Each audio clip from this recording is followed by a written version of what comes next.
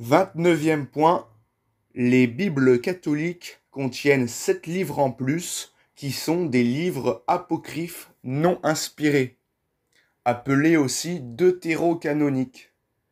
Les Bibles catholiques ont également un supplément apocryphe sur le livre de Daniel et sur le livre d'Esther.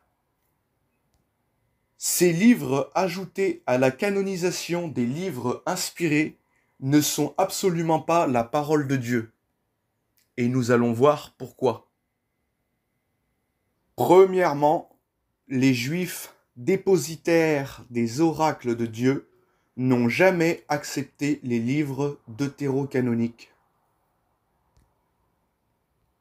Deuxièmement, ni Jésus-Christ, ni les apôtres, ni aucun auteur inspiré du Nouveau Testament s'y sont référés. Pourtant, il y a des centaines de citations de l'Ancien Testament dans le Nouveau Testament. Mais nous n'y trouvons pas même une seule allusion à ces livres dans le Nouveau Testament. Troisièmement, les livres deutérocanoniques n'ont jamais été acceptés par l'Église primitive. Quatrièmement, au IVe siècle, Jérôme, le secrétaire du pape Damas I, traduit la Bible en latin, que l'on appelle la Vulgate. Et il a eu soin de nous mettre en garde contre ces écrits non inspirés. Il écrit donc ceci dans le prologue de la Vulgate. Tout ouvrage qui ne figure pas parmi les 24 livres de la Bible hébraïque doit être considéré comme apocryphe, c'est-à-dire non canonique. Cinquièmement, Malachie, le dernier prophète de l'Ancien Testament, nous renvoie directement à Jean-Baptiste pour la suite de la révélation. Ce qui est d'ailleurs confirmé par les deutérocanoniques eux-mêmes, voir 1 Maccabée chapitre 9 verset 27. Sixièmement, les écrivains des deutérocanoniques ne se présentent pas comme des auteurs inspirés, mais comme des écrivains ordinaires. Voir 1 Maccabée 4 verset 46, 2 Maccabée 2 verset 20 à 33, et voir 2 Maccabée chapitre 15 verset 39. Si la disposition des faits en est heureuse et bien conçue, c'est aussi ce que j'ai voulu. Si elle est imparfaite et médiocre, c'est tout ce que j'ai pu faire. Effectivement, les apocryphes deutérocanoniques sont imparfaits et médiocres.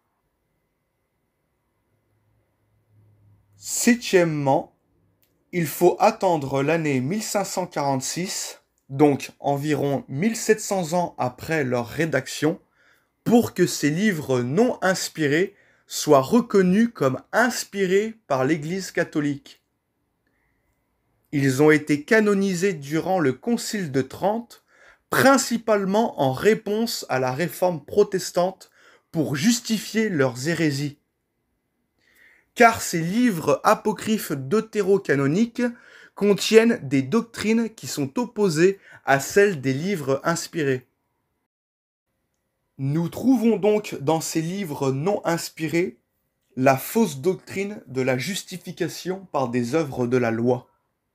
Voir le livre de Tobie, chapitre 4, verset 11, « Car l'aumône délivre de tout péché et de la mort, et elle ne laissera point l'âme descendre dans les ténèbres. » Tobie, chapitre 12, verset 9, « Car l'aumône délivre de la mort, et c'est elle qui efface les péchés, et qui fait trouver la miséricorde et la vie éternelle. » Le livre de Siracide, chapitre 3, verset 3, « Celui qui honore son père expie ses péchés. »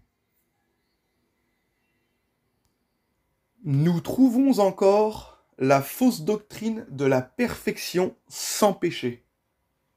Voir le livre de la sagesse, chapitre 8, versets 19 et 20. « J'étais un enfant d'un bon naturel, et j'avais reçu en partage une bonne âme.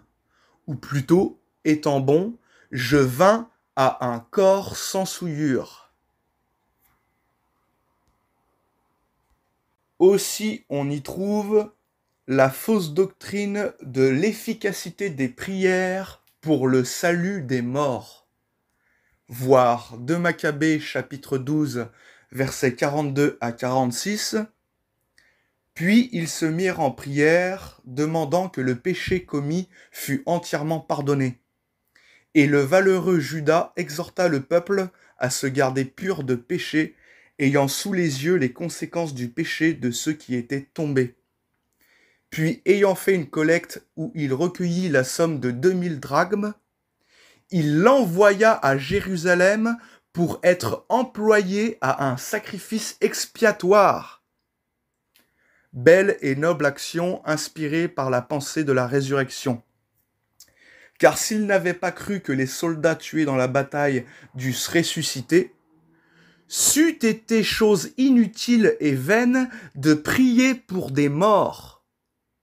Il considérait en outre qu'une très belle récompense est réservée à ceux qui s'endorment dans la piété, et c'est là une pensée sainte et pieuse. Voilà pourquoi il fit ce sacrifice expiatoire pour les morts, afin qu'ils fussent délivrés de leurs péchés. Voilà, j'en ai cité quelques-unes, mais dans ces livres apocryphes, on trouve plein d'autres fausses doctrines, contredisant ainsi les doctrines des livres inspirés.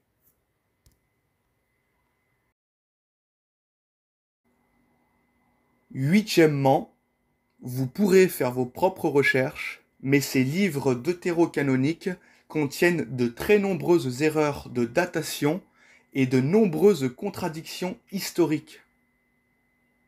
Et ils contiennent des erreurs vraiment flagrantes, comme celle que je vais vous montrer. Selon le supplément grec apocryphe du livre de Daniel, Daniel aurait passé 6 jours dans la fosse aux lions, tandis que la Bible nous dit qu'il est resté qu'une seule nuit dans la fosse aux lions.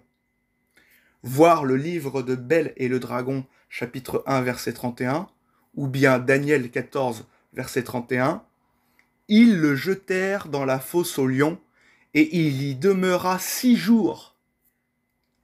Maintenant, comparez avec Daniel 6, versets 16 à 23, et vous verrez que Daniel est resté qu'une seule nuit dans la fosse aux lions.